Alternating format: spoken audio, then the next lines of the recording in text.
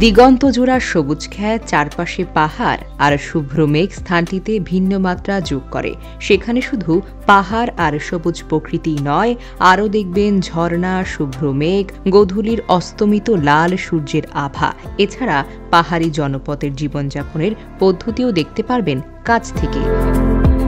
বলছি নিউজিল্যান্ড পাড়ার কথা। খাগড়াছড়ি থেকে ১.৫ কিলোমিটার দক্ষিণে পানখাইয়া পাড়ার পাশই তো নিউজিল্যান্ড পাড়া।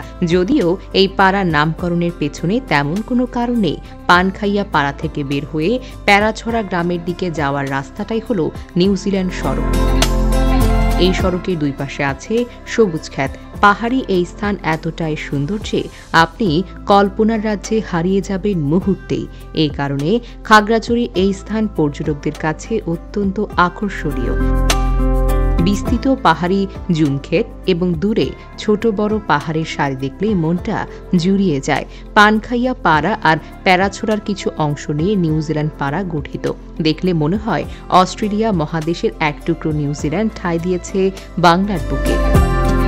খাগড়াছড়ি শহরের পাশ দিয়ে সর্পির এঁকে বেঁকে বয়ে যাওয়া চেঙ্গি নদীর লালচে ঘোলা পানি আপনাকে অবাক করবে। কর্ণফুলী নদীর সঙ্গে মিলেমিশে একাকার হয়ে গেছে চেঙ্গির পানি।